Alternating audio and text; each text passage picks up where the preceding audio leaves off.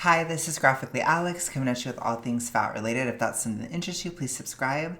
I'd love to have you. I just want to say shout out to Emily for sending me this. I really appreciated it. Today is basically the last bonus day, so we're going to go back to normal scheduling. So I'll be doing my members video on Friday. And we'll just do, basically the normal 4 days and just go back to normal now. So we made it. I made it through June together. We made it. I'm tired. I'm very tired. But I'm still feeling pretty good and pretty accomplished. I don't think I could have done this a year ago. And I really have been pushing myself. I've been using the power of brat to go, to push through. Because that's when I learned how to push through being tired, is during that time, during that era, for you guys who were here in the autumn and onward. But yeah, I feel good about it. I feel good that I could keep going, that I could push myself and accomplish it. So, and I mean that on a physical level, I'm talking physically, because even when I used to do stuff like this, I used to feel like my adrenals are going and all this stuff, and I don't. I just feel kind of tired. So I'm a lot healthier now. Point is, I'm a lot healthier due to the downsizing that this video is going to bash, and I just wanted to say that it wouldn't have been possible for me to do Daily June if not for downsizing and being healthier, especially with everything I kept up the deficit, kept up the gym, going hard at the gym, kept up everything else, even during my own emotional issues, my MSP energy. The wig and crown is looking at me right there. So yeah, thank you guys so much for bearing with me when I was emotional and weird, because I'm still trying to piece apart, if it's physical or not, which I don't know. I can't tell anymore, because the physical side of downsizing is so weak now that I can barely tell. That's the truth. I can barely tell. So let's go ahead and get into this. We're going to talk about why WL sucks, apparently. Cheers. Cheers to June being flop crazy. Let's go. Hello, children. Welcome to the fantabulous world of Extra Tug, full of educational and children-friendly content. That's definitely what this is, so come on in. It's only $4 a month, and it's a lot of fun perks. Chris, why would you put that on the screen? You're ruining it. You're ruining it for everybody. When I was 12, my Wii Fit told me that I was obese in front of He looks mid, doesn't he? This is gonna be a mid on mid video. And it's interesting too, because it's giving male fat acceptancy, right? my friend's entire family, and I was the plucky child in the neighborhood, and it changed how I looked at my body for the rest of my life. It was the ultimate betrayal. He's barely even mid. You need to calm down, sir. I'm about to do a mid on mid crime. You know what? If you want to go there, we could bring out the wig. Maybe we should. I'm gonna do it. I'm just gonna do it. Whatever. Excuse me, sir, but you're barely even mid. You're barely even there. Can you calm down? Some of us have actually downsized quite a bit. Some of us have actually come from a huge place and actually gotten somewhere. So I don't want to hear about your struggles, because they're nowhere near as bad as mine. Okay? My video game called me fat.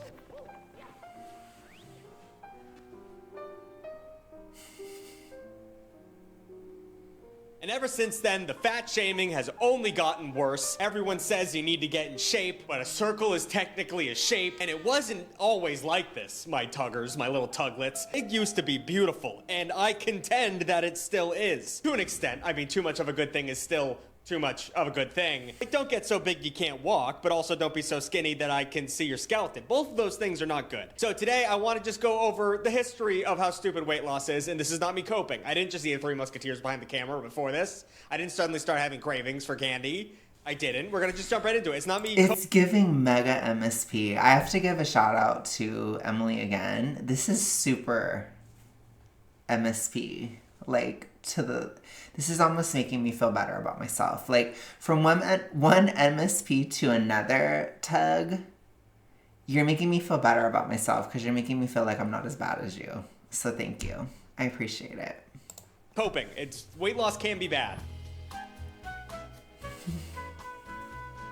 Back in the 1500s, having some extra poundage showed that you lived a life of plenty. Having a little bit of a gut in the 1500s was kind of like having your own rocket ship nowadays. It meant things were going pretty good for you. Just look at the painter Peter Paul Rubens, who was born in 1577. He did a bunch of nude paintings of BBWs before he died, and he got really rich off of it. Because that's what people liked at the time. They liked a little bit of punch. If he was alive today, he'd be doing NSFW Art of Anime Girls on Twitch and Patreon. Food scarcity was also an issue between the 1700s and 1800s. Starvation was unfashionable all the way up until the 1900s. I think it's kind of freaky how fat acceptance, in some ways it's dying and in other ways it's like becoming more mainstream.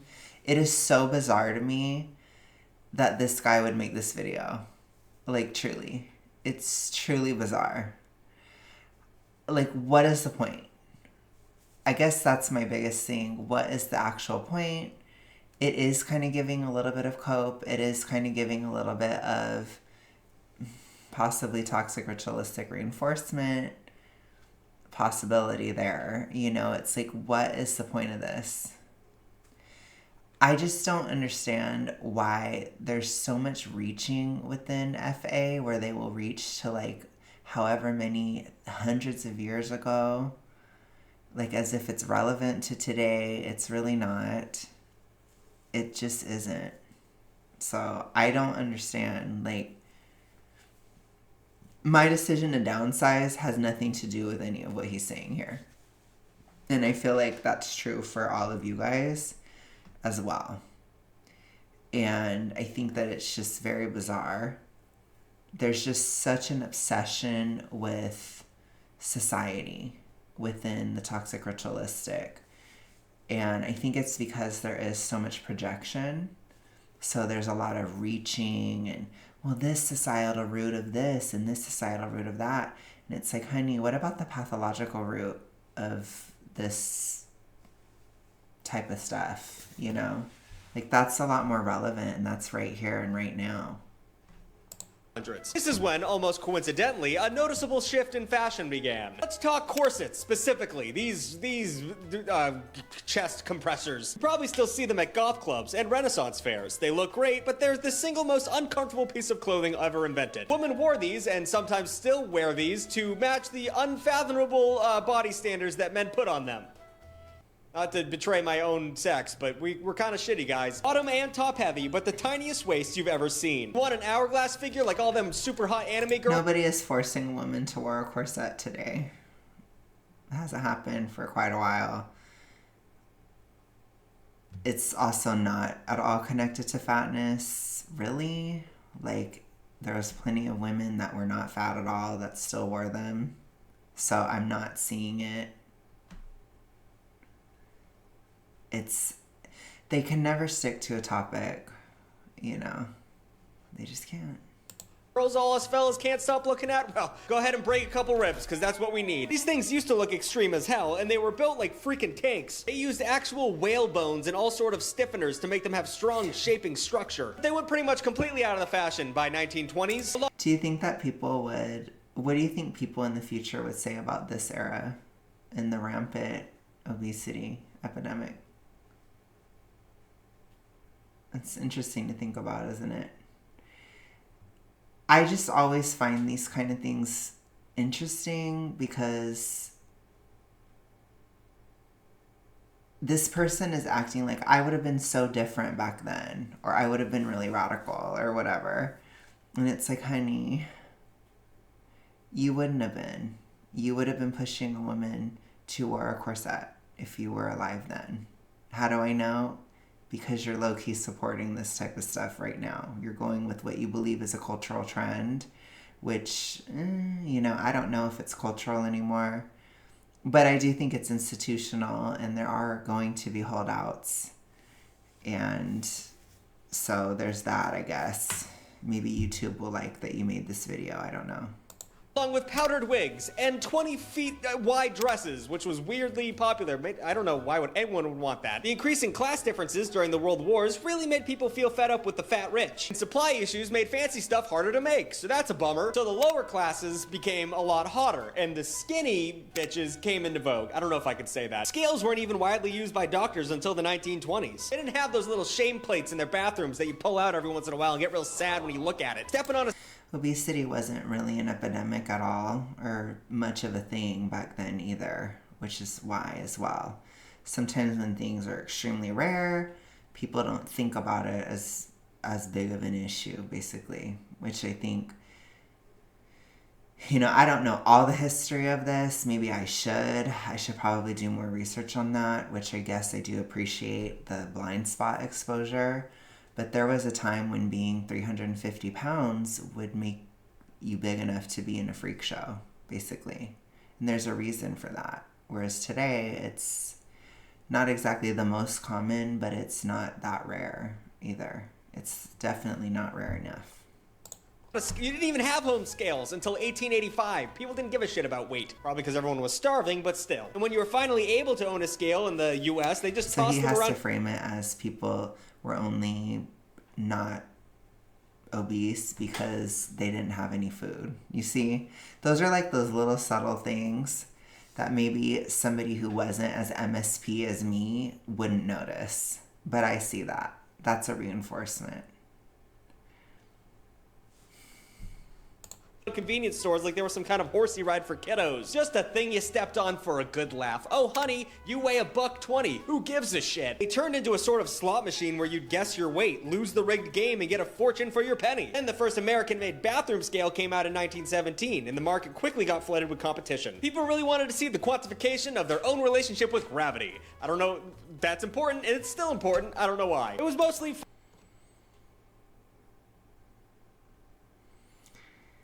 It's not about what it is, it's about what it represents. I'll put it to you that way. I do really care about body fat percentage a lot more, personally, especially being mid-size. It's better to have other measures, basically. But when you are like super morbidly obese, all the way through obesity, it is useful to get your weight. And especially at the very higher levels, like the higher levels, because weight does matter a lot, when you're looking at like pressures on knees and stuff like that, or when you're trying to look at your overall picture, where you're at, that kind of stuff, it's really important.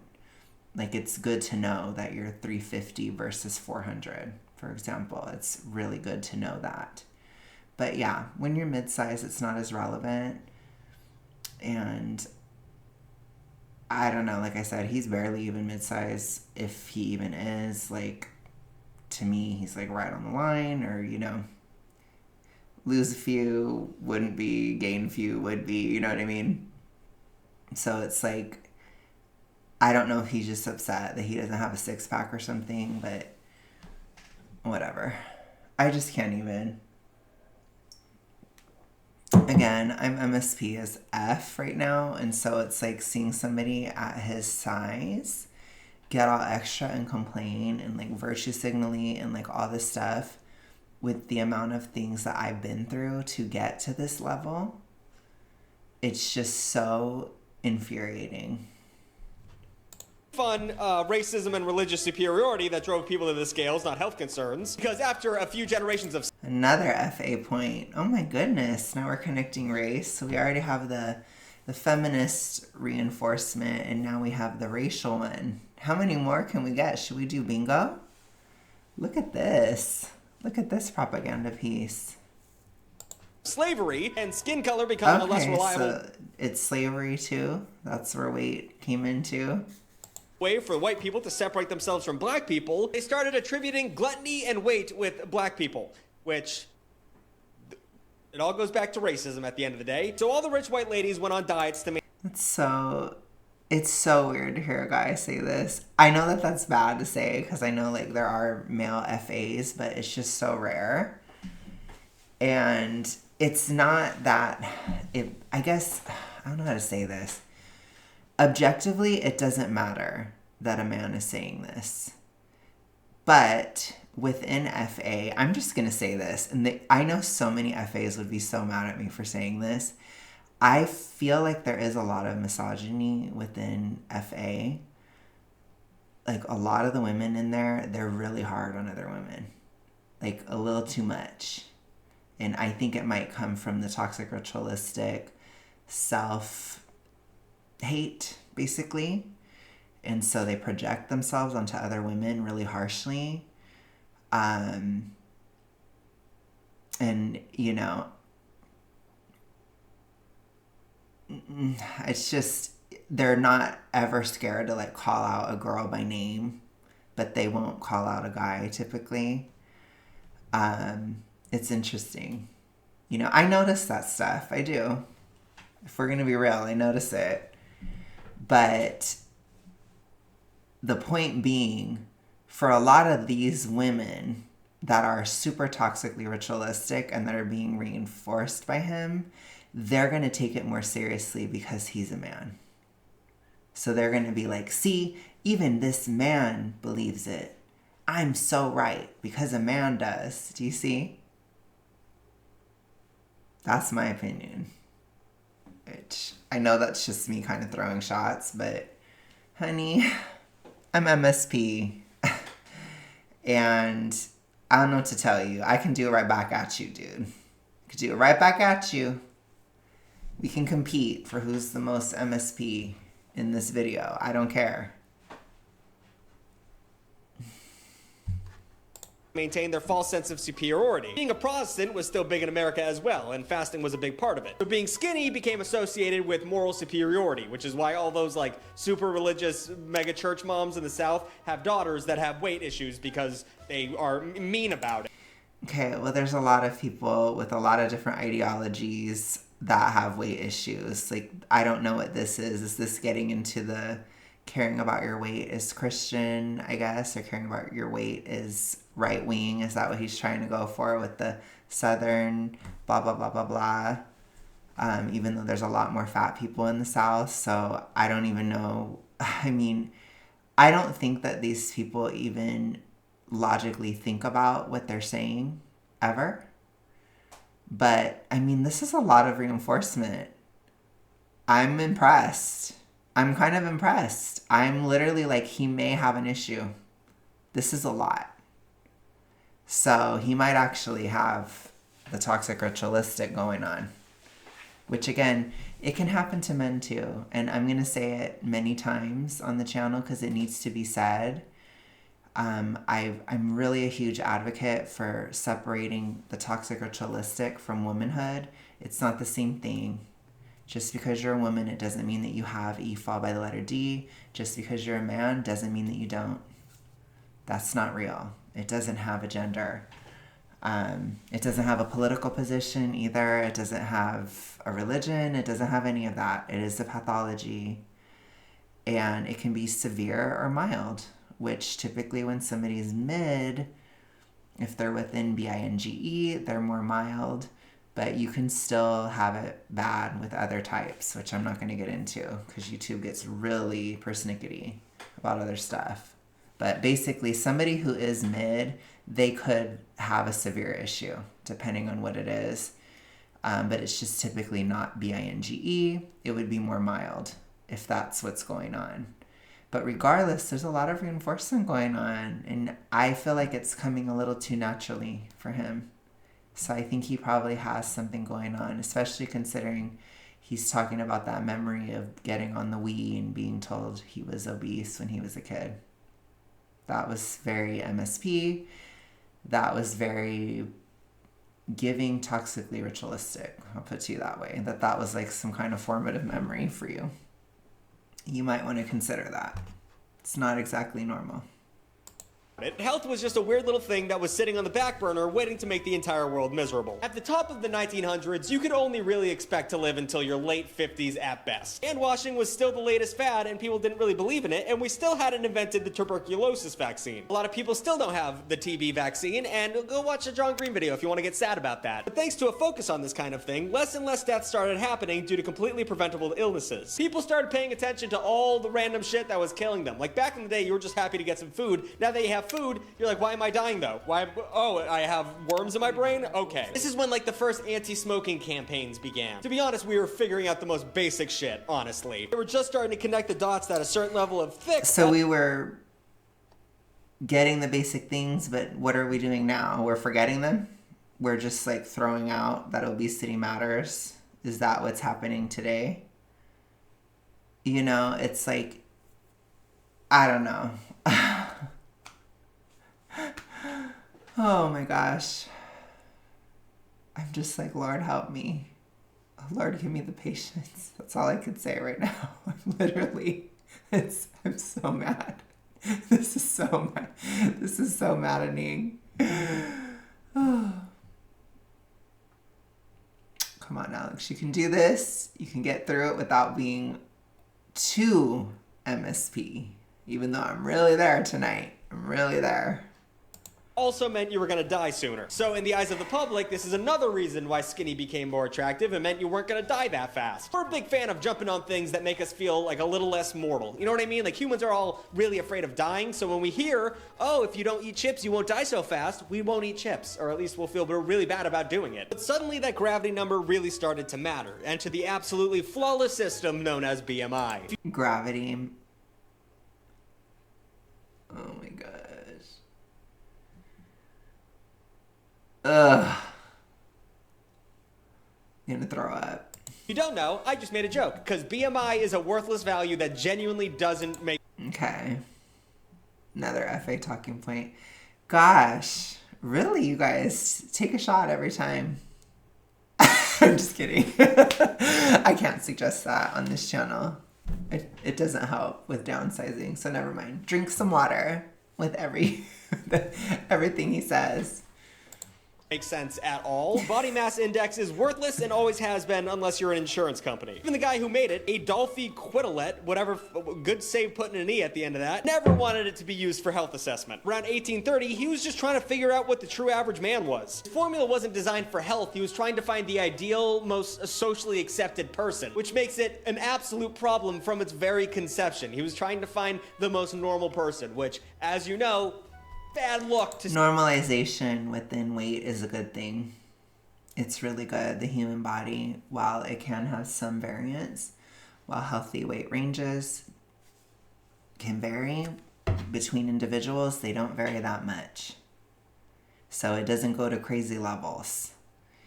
And our bodies can only sustain and handle so much. Whether it's too much or too little, it will cause problems. So I will always suggest weight normalization from either extreme. It's not like a little social experiment for you. You know what I mean? Like, this is physical, this is reality. Like, you have a body that is built and designed to handle a certain range. Let's be realistic. Okay? Start doing that. Quantifying your sociability scale. Realistic, not toxic, ritualistic. Okay? Is insane. Beauty's in the eye of the beholder. Medical director of the Connecticut... It's not all about beauty and vanity. It can be to some extent, but it's not. Again, as someone who's actually downsized quite a bit, lost 140 pounds, came from a very unhealthy place and got to this mid zone. It is not all social. It really isn't. It really isn't. But I'm telling you, people in the toxic ritualistic, they are obsessed. They're obsessed with society. They're obsessed with social. They're obsessed with vanity. They're the most obsessed of all. They're more obsessed than probably a gym bro. They're so obsessed with it. I will betray that trust. I will tell y'all. I was in it. I was so superficial. And these people, they are so superficial. Don't ever believe them. That's why they always attack your looks. That's the first thing they do. If they don't like you, they attack your looks. Or they'll attack, like, my voice, for example. Or my wig. Or whatever. It's always, like, appearance. It's very superficial. Extremely superficial. The more toxically ritualistic you are, the more superficial you become. So be aware of that. And that's why they project it. And that's why they're like, everybody is just so superficial. Oh my gosh. Oh my God. And it's like, you are. It's coming from inside the house. You know, yes, to a certain extent, everybody is somewhat superficial. But again, there can be a gradient there too. And people that are toxically ritualistic, they're the most, especially the more extreme it gets. You become very superficial. You can even become superficial across different areas because toxic ritualistic logic can bleed into other areas of life, especially if it's severe, which I also talk about that a lot too. Mutual life insurance company George R. Shepard is the guy who inadvertently ruined everything for us. Around 1895, we were still looking at thinness as a death risk factor and wanted to standardize BMI system to determine medical risks. Because if there's one thing insurance companies love, it's not giving people insurance. They love not doing their jobs. It's like their most important thing that they do. They tasked Georgie with coming up with a standard, and after analyzing 70,000 policyholders from a 2-year period, he found that 20% above or below the average BMI was a risk. Oh, that's so crazy. It was so crazy that he was able to come up with that very complicated math thing that a lot of people fall into. Sorry, no insurance for you. Asshole. This started being adopted everywhere in terms of granting life insurance, so suddenly the scale numbers mattered quite a lot. And BMI became a never-ending, stupid-ass popular force. It really, genuinely, I know it sounds like I'm like doing the health thing where it's like, oh, being fat's okay and all that stuff, and I know people who hate fatties. It's called toxic ritualistic reinforcement. That's what I would call it. I know that takes the fun out of it, but that's the reality. BMI is extremely helpful within obesity. It is. Especially body fat percentage wise, it's very helpful. It has been extremely helpful. It has helped me map out my journey. I've experienced shifts around those times. And obesity levels, like obese class 1, 2, and 3, they are newer and they're based on scientific studies, statistics, risks, things like that. So you tend to have more correlations and it makes it easier to talk about. So like when I talk a lot about different levels of obesity on my channel, I will say flat out, super morbidly obese. What does that mean on my channel? It means a woman that has over 45% body fat or a man that has over 40% body fat. And then you just kind of go down 5 for each category. That has worked very well. I'm currently at 27.5. I get to be a lovely mid-sized princess, but by body fat percentage, I'm not even obese anymore. That would be 30% for a man. So, love that for me, but I am overweight.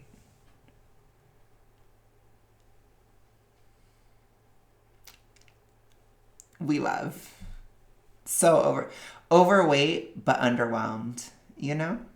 So underwhelming. But anyways, that's the system that I use. And I like it better than BMI, but BMI is still helpful on a population level, in my opinion. So I'll put it to you that way. You're gonna hate that I say that, but at the end of the day, BMI is a ridiculous thing. You really shouldn't believe in it. It's asinine. Anyway. And then World War I propaganda said that being fat was unpatriotic, which is weird. Something about saving resources for the troops. Don't be a piggy. Give some food to the people fighting. Who were we fighting World War I? It was Germany. But it wasn't the Nazis, so I don't know. The list of cultural idiocy that made skinny all the rage just goes on and on and on. It set the stage, the perfect stage, for diet culture to begin. Like Garfield the cat once famously said, diet is just die with a T at the end. Diets really started kicking off in the 1920s. The ladies really wanted to look like flappers, and they went to idiotic extremes to make that happen. One diet, called the Hollywood 18-day diet, was a little-known number that liked to starve starlets to make them lose a pound a day, only letting you eat oranges, grapefruits, toast, and eggs. You should never be losing a pound a day. That is... Yes, these are all toxic ritualistic. There is a reductive aspect of it, of all of them. It's a thing. So I would never support that, but I wouldn't necessarily say that's diet culture. I want to take back the definition of diet culture, which I do plan on talking about that in my vanity weight era, because things get very diet culture-y in that era, you know, and as I'm approaching it, it's like, to me, it's like buying a sugar-free yogurt or something like that. To me, that's like, or like having to spend more money on less calories.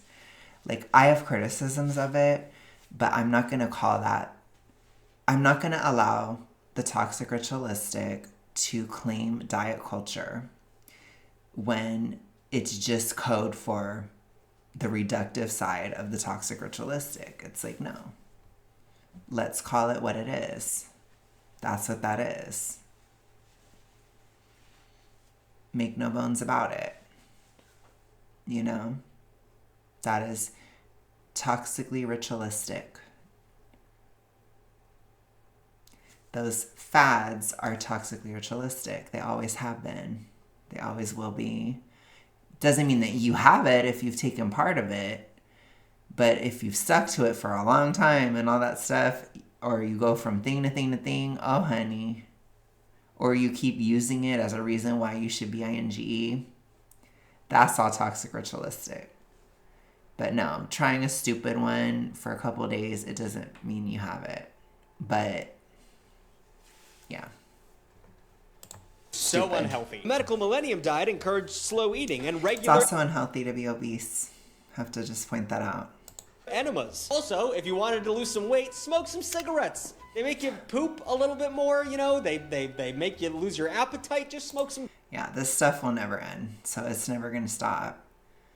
There will always be something. There's always going to be the trend. Like right now, the sugar diet's coming in, you know, and Ozempic, and the keto was before that, and vegan was before that, and, you know, and whatever they did in the 80s and stuff. Like, it goes on and on and on. There's always drugs and there's strict diets.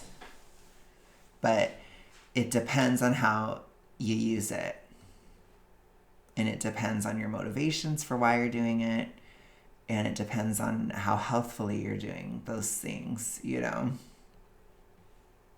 And as long as you assess your risks, like in the case of medications or surgeries, that's what it is. You know what I'm saying? But they can all be used within a toxic ritualistic cycle, every single one of them. But you can use anything and everything. Somebody who's toxically ritualistic, they'll make it up themselves. You know, there's this huge narrative that it's the media and it's this and it's that. And it's like, honey, if you have this, you will find it yourself. If you can't find it, you will create it yourself. It doesn't matter. It comes from inside. And people cannot accept that. It is reinforced socially, but it's still coming from inside the house. It will still happen. If it is triggered in you, you are traumatized and it is triggered within you, you will still do it. You will find a way. It's like a spider knows how to spin a web. A toxically ritualistic person knows how to do this stuff. It's going to happen. It's like almost instinctual. It is a pathology. It's predictable.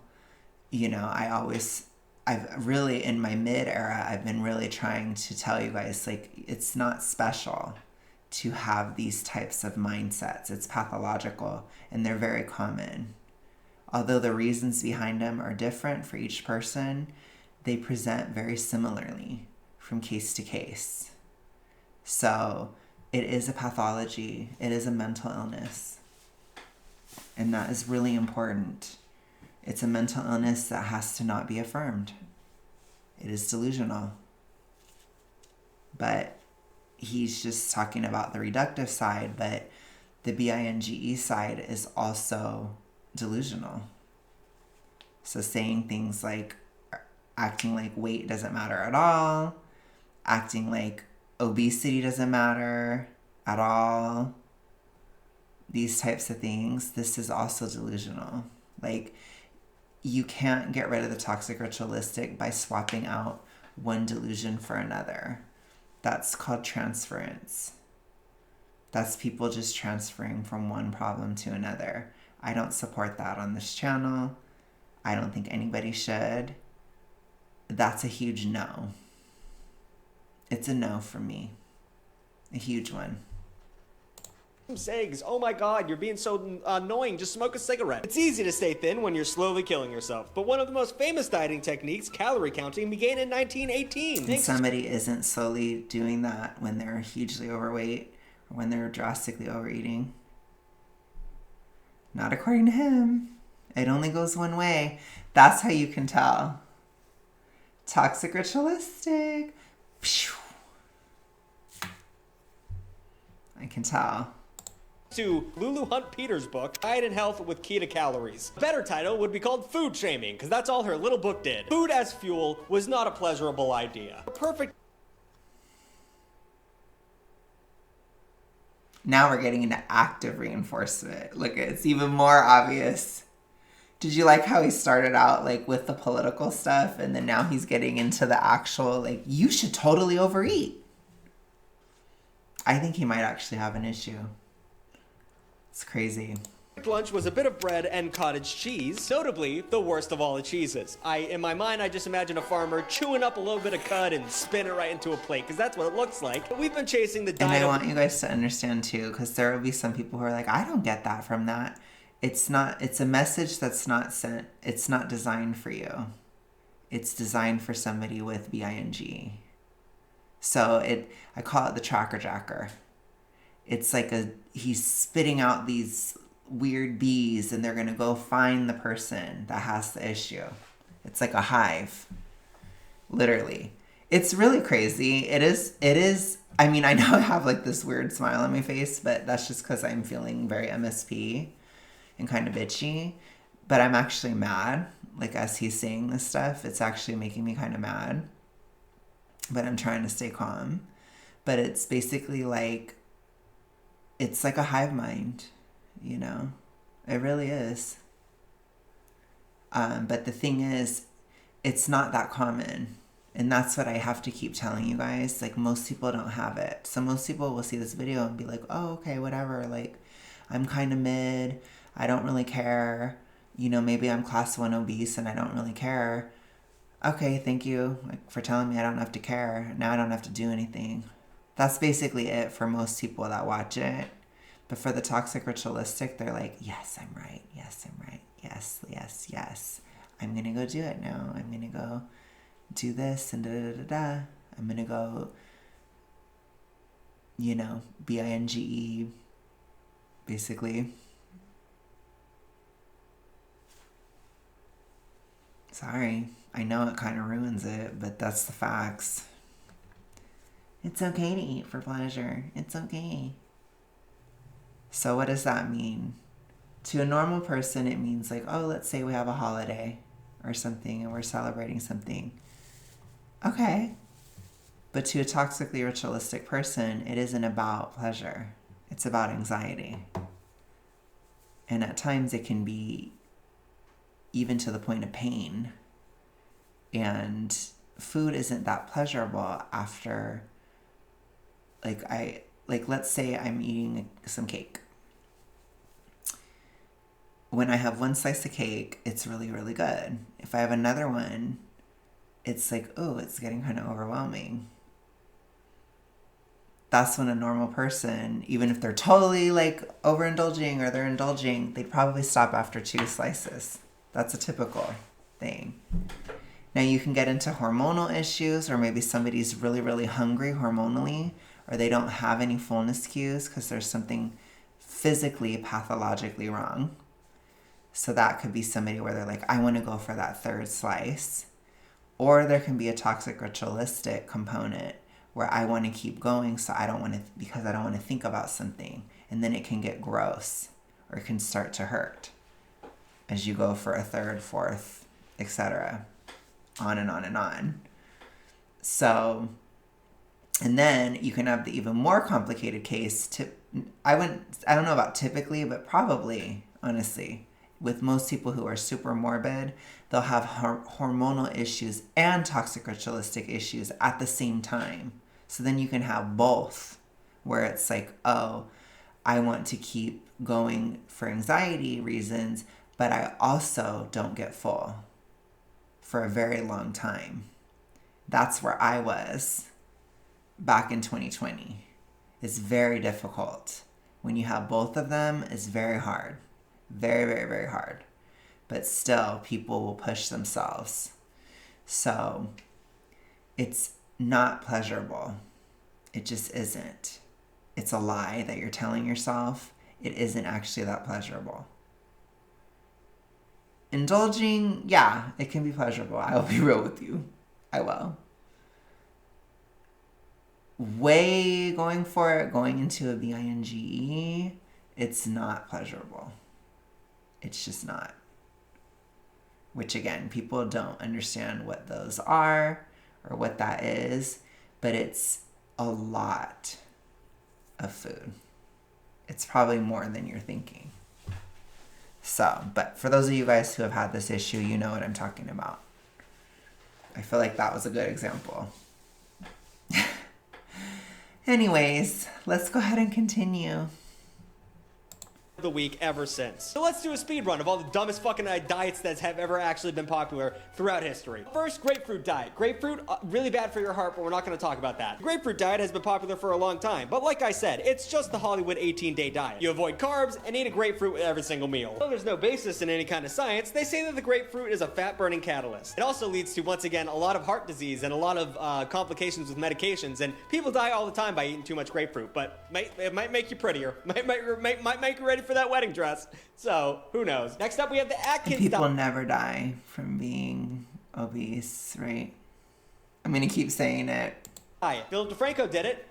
He hated it, but, you know, could work for you. Robert Atkins first came up with his carb-avoiding diet in the 1970s, but it didn't gain true popularity until the 2000s. Just like any diet that avoids one particular core staple of food, it's unbalanced and not good for you. It actually increases the chance of heart disease. It's exact opposite task that he was trying to tackle. We have keto. Keto's a weird one. It's been everywhere lately, and it's for all the wrong reasons. It actually dates back to the 1920s, and it was a way to help epileptics have less seizures. It's also carb-adverse, which the more you read about these diets, the more they just say don't eat bread. It's all about unprocessed meats and veggies and fruits, cheeses.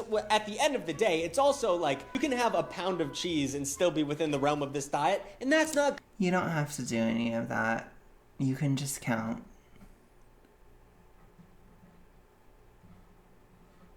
If you don't want to. I've lost 150 or 140, but I count, it's complicated. It's simply complicated. My starting weight was, or like my highest weight was 383, but I don't quite count it because I think it was water. Basically. Like I think I was bloated. So it was more like 370-ish. So I say 140. But if we're counting that water bloat, then, you know, but I don't. So I'll say 140. I lost 140 by counting. So I didn't cut out any food groups. You don't have to. But again, caloric realism, it takes all the fun, takes all the magic out of the toxic ritualistic. It's really like the kryptonite of the toxic ritualistic caloric realism. And if I were to say that to him, he'd be so mad. He would be so angry. Good for your tum-tum, buddy. Some fad diets are bad for the people who aren't a part of the fad. For example, gluten-free. Do you remember this shit? Everyone, I mean, it was like NFTs. Like, I saw the writing on... So I had to eat gluten-free and I still do because of my hypo. So a lot of people I think that identify with gluten-free or that do it, that don't have celiac, they're probably hypo. Because if you're really hypo, you can't tolerate it as well. So I would just be like, is it, you have gluten intolerance, or is it that you're hypothyroid? Because especially with American wheat, it's worse. Are we shocked? It's harsher, which people talk about that all the time. When people come here from other countries, when people go to other countries, it's different. It's not equal. So if you're having a huge issue, it's probably hypo. Honestly, it's a warning sign. So if, I don't eat bread, but it's for hypothyroid reasons. And then now it's just been for downsizing reasons too. I might explore it when I'm, permanently in maintenance basically, but there's no reason for me to start. It's just so easy for me because I haven't done it. I haven't had bread as a part of my diet since 2014. So it's really easy for me, but to eliminate it basically because I just haven't had it. But yeah, I'm just saying if you're extremely hypo, then you might want to avoid it. But if you just, for some reason, have a huge problem with it and you don't know why, it's probably giving hypo. I would look into that. I'd get that checked. Maybe do some lifestyle changes, etc. So anyways, that's a side note. I know he likes to act like it's a huge joke and whatever. It's not. On the wall, this isn't gonna work. Around 2010, this became a super popular fad. Everyone was going gluten-free. While it was a fad, it's also a very serious diet that's necessary for people who suffer from celiac disease, a condition that makes anyone who eats a piece of bread feel like a bunch of knives is stabbing them from the inside out. Celiac is nothing to be fucked with. Yeah, it's not just celiac, it's also hypo.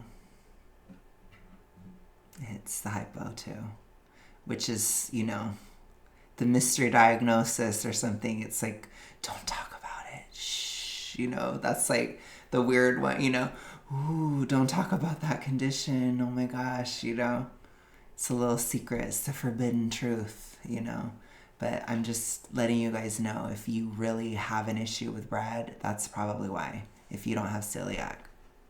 So, the fadification of the diet caused restaurants and food suppliers to get lazy. Viewing it as a fad just means that gluten-free foods don't get the controlled cooking experience that food for people with peanut allergies get. This means that when a chef is preparing a gluten meal and a gluten-free meal, he just uses the same pan because it's probably some fucking yuppie who doesn't actually need gluten-free food. Or it could be somebody hypo where reduction is enough. It's not as black and white.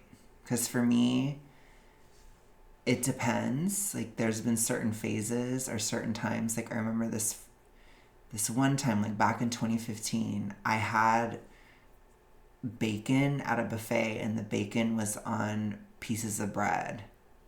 And I didn't think it would be a big deal, but I had a full body reaction and it lasts 3 days. And so that was back in 2015 and I was I can't even risk it at all. And then recently in my hypo recovery journey, in February of 2022, it's so rare that I get contaminated that I literally can tell you when it happened. I had these Rice Krispies treats, but it was with a cereal that had gluten in it. And it was contaminated basically. And I was so upset with my mom. And I got really, I had a full body reaction again and I started to swell and stuff in my throat and stuff. And I had to take Benadryl. And it was barely any gluten at all. But in the same year, towards November of 2022, I went to IHOP and I got an omelet with a friend and I didn't know that they put pancake batter in it. And I was oh shit, after I had it and I saw that it was in it. And I didn't have much of a reaction at all. it was like I had like a little bit of something where I had like a tiny, like, it was almost like my brain wanted, or like my head wanted to have a headache, but it didn't ever actually materialize. And then it went away. And I was like, oh, okay. So I could tolerate it within 1 year, you see? So that showed like how much better my thyroid was by November. But yeah, I'm just saying, I'm letting you know if you have an issue and it's gray and weird and you're like, I don't know, sometimes it's okay and sometimes it's not. And like, I don't know what's going on. It's probably hypo related because hypo, it does fluctuate as well. And it makes sense that I got really, really triggered in the dead of winter in February versus the autumn, which the autumn tends to be a little bit better. So I'm just saying, it's a weird disease. It's weird. Hypothyroidism is very weird. It's very hard to pin down. And it fluctuates all the time. So I'm just saying, if you have a weird relationship with gluten where it's like okay sometimes and then sometimes not, it may be hypo. I just want you to know that. So, okay. Food, and that person gets really sick all because Gwyneth Paltrow, it was being obnoxious back in the 2010s. It sucks. Then we have Ozempic. It's gonna get a little testy right now, gonna get a little weird. Ozempic. It's funny how he's so reticent to bash Ozempic, but he will just bash everything else. It's like, you haven't cared about anything other than encouraging people to massively overeat. So why is this the one where you're like, oh, I can't talk about this one? Is a diabetes medication, and you bet your sweet ass it's a fat diet. Everyone is taking it now because it makes you really... It's not always. This is projection. I tried to like have the nuance when I talked about it, but it can be a tool of the toxic ritualistic. But it doesn't mean that it always is. That's not true. It doesn't mean that. And in most people, it probably isn't. But when you're looking at certain people, or like somebody who's super morbidly obese, or who has this past, or has toxic ritualistic going on, you have to really make sure that you're being objective about it and that you're using it properly, that you're taking it seriously, etc. But that's within people that have that issue or have had that issue. A typical person, it may not be like that. So I wouldn't necessarily call it a fad, but it is a drug.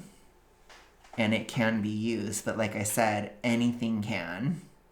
It's not exclusive to Ozempic.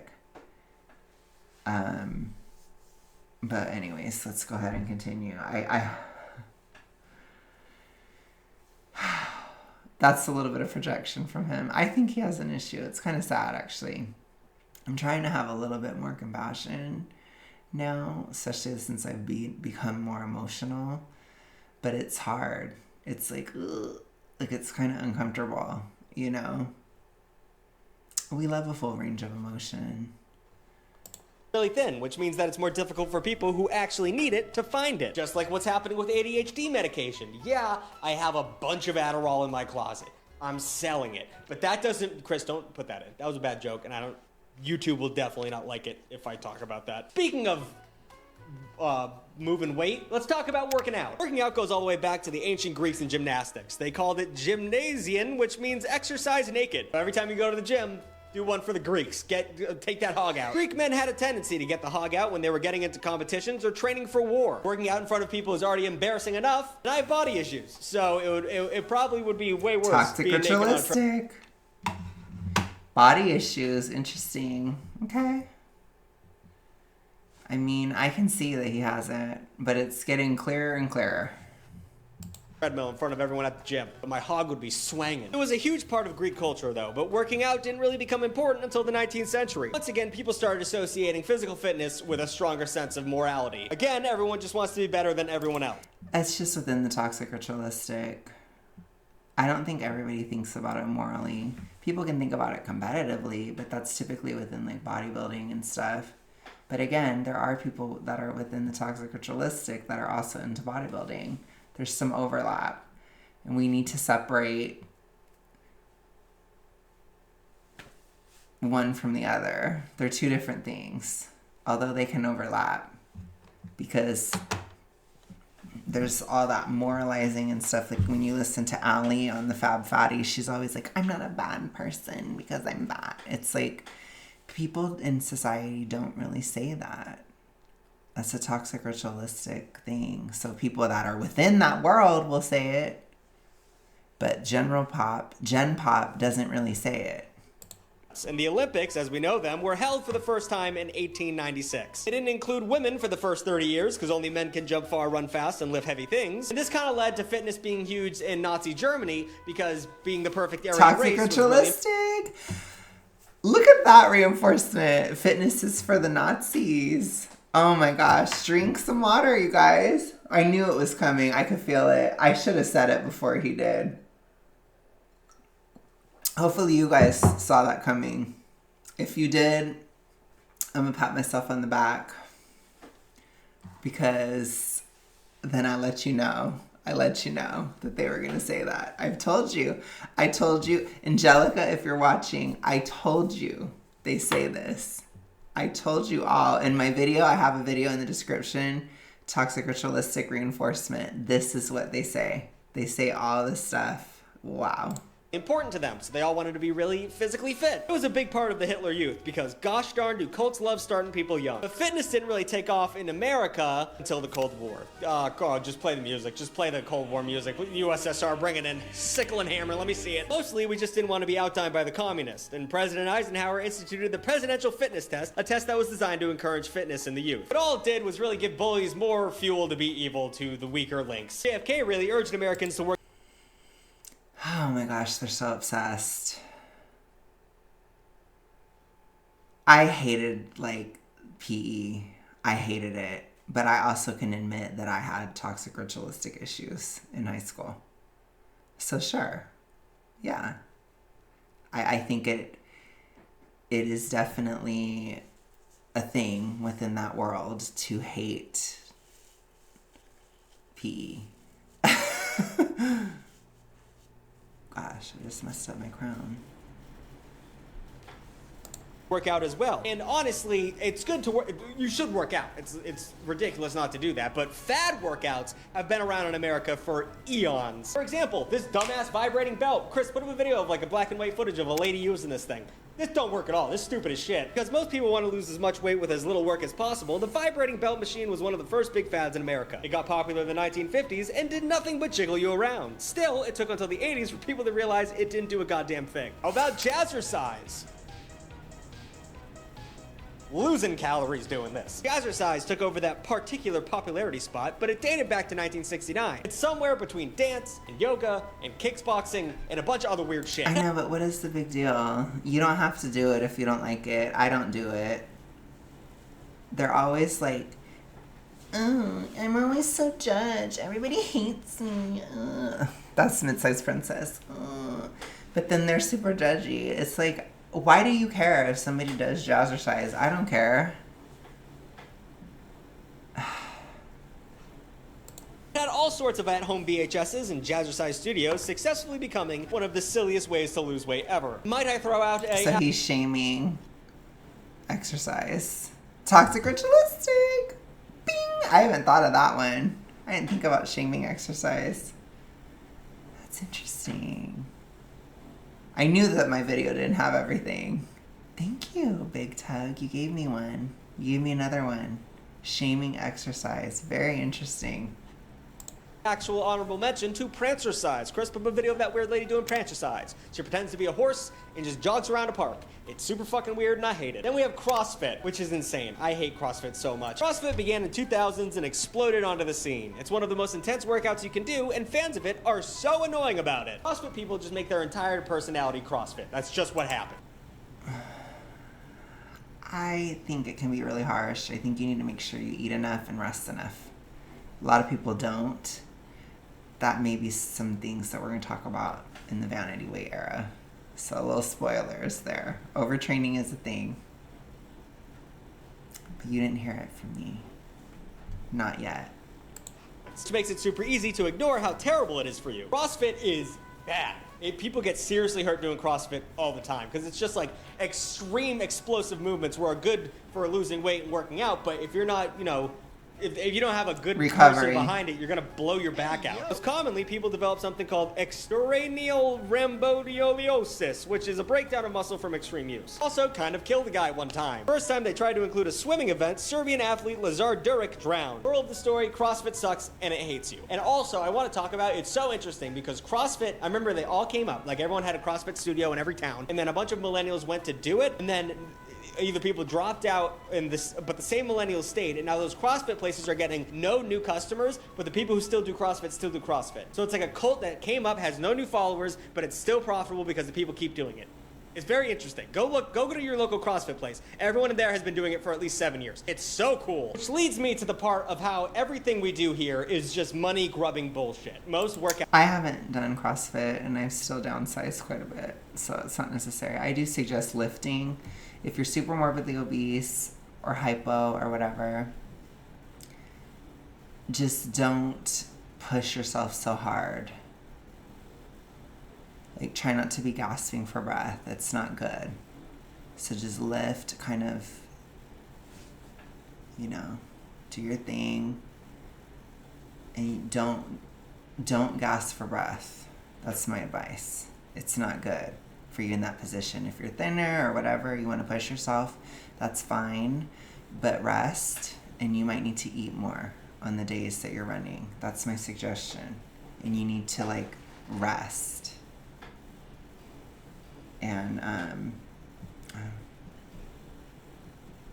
don't be too, I gotta say it. Women need to be more careful with adrenaline. It's harsher on your body. So be reasonable. Don't train like a man when it comes to running and stuff. I just have to say it. I do.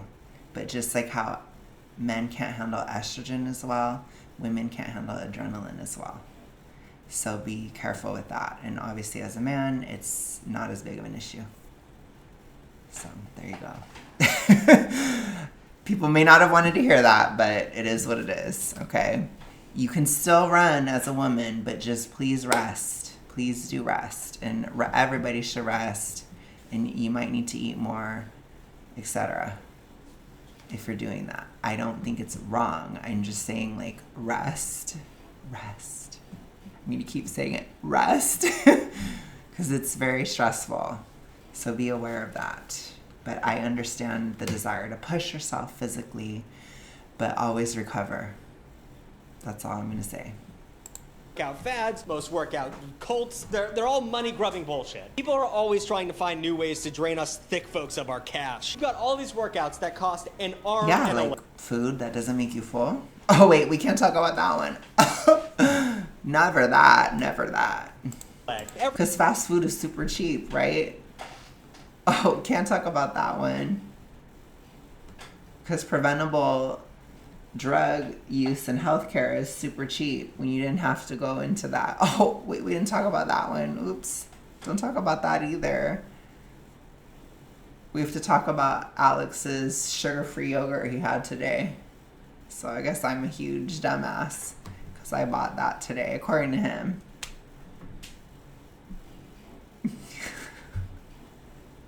Like I said, we need to take diet culture back. We need to take it back.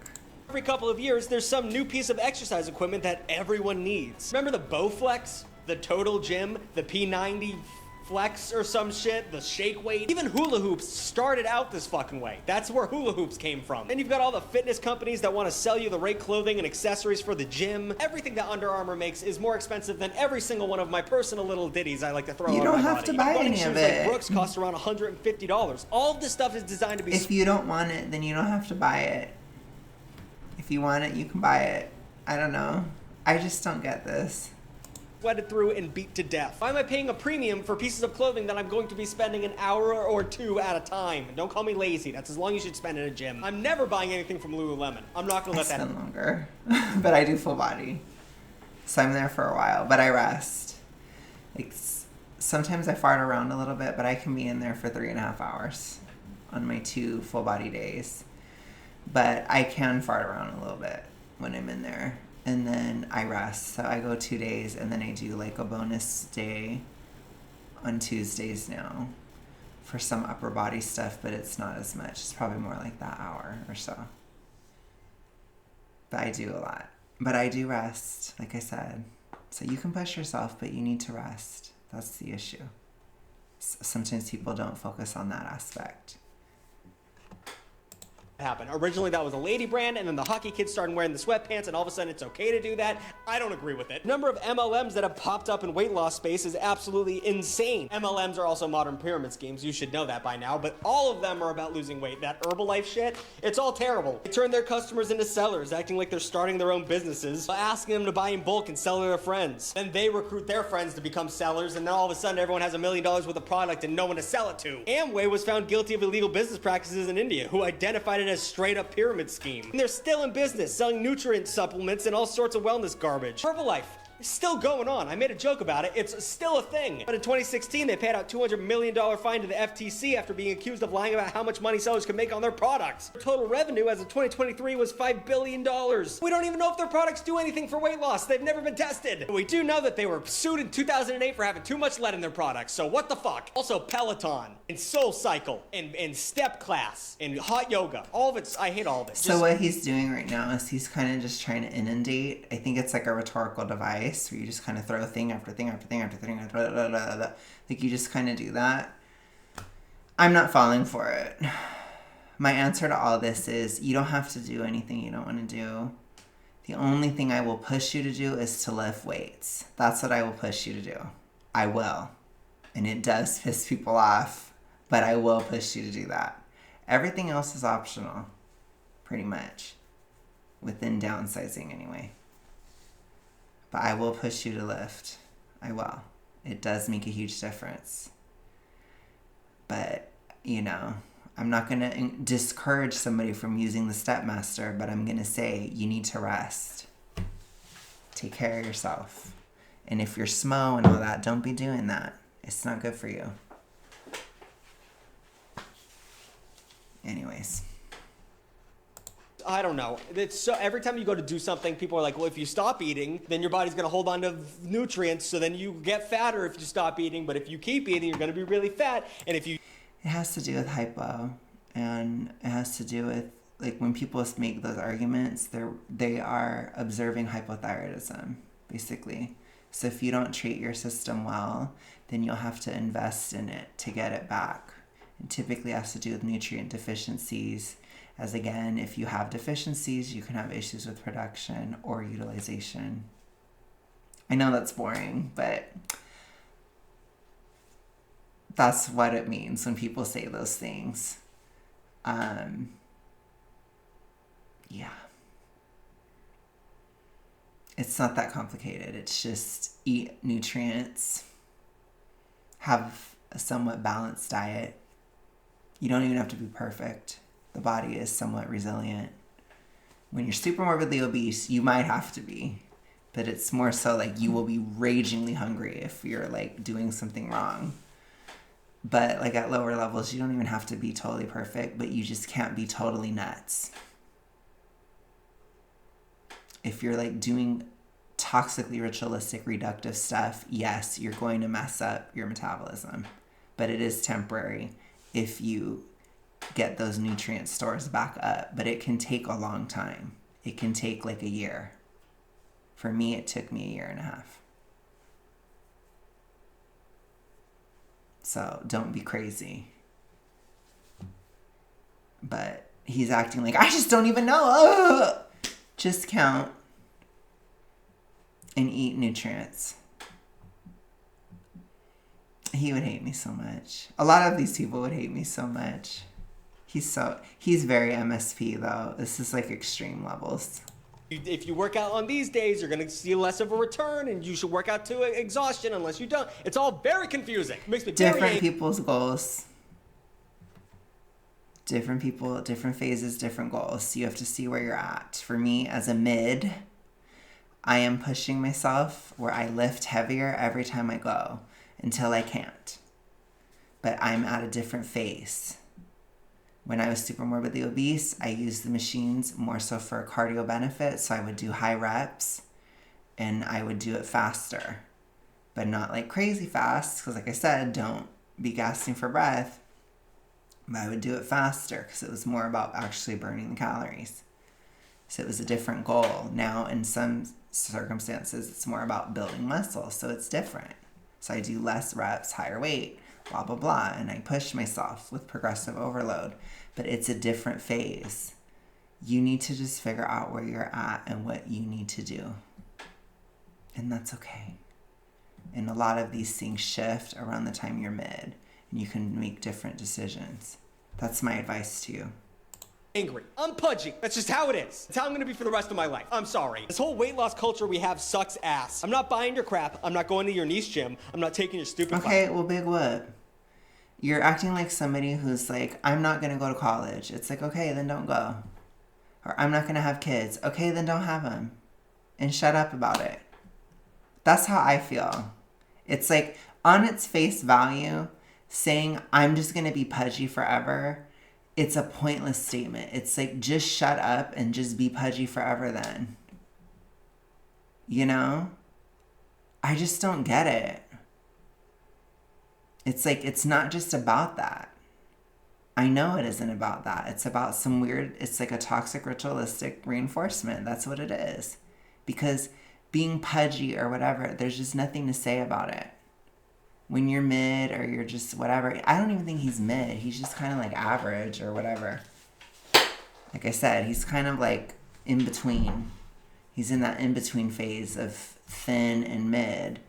But it's like, if you're there, nobody cares. Like, you don't have to talk about it. It's just unnecessary. It's just like whatever. Body isn't tea. Body is just whatever. So you don't have to talk about it, you know? I just don't get it. It's just weird. This whole video is so bizarre. But he has, I guess all I'm trying to say is he has a reason why he's doing it. But it's like, there is no accomplishment in saying you're not going to do something, is my point. It's like, okay, just don't. I just don't get it. I'm gonna be thick and proud while not starving myself and surviving on grapefruits. If I wanna die early from a sedentary lifestyle with poor nutrition, that's just how it's gonna go. New videos every Saturday. Okay, whoop-de-doo. Am I supposed to like celebrate your mediocrity as a millennial? Like, what is that? I'm sorry. No. It's stupid. But like I said, I think he's just kind of whatever. I don't know. You guys can let me know if you think he's fat or not. I think he's kind of in between thin and mid. So anyways, you guys, I will talk to you guys later. Have a good one. Hope you enjoyed this. This was really odd. This is our last like bonus video. So we're going back to normal starting tomorrow. So I'll talk to you tomorrow. Peace.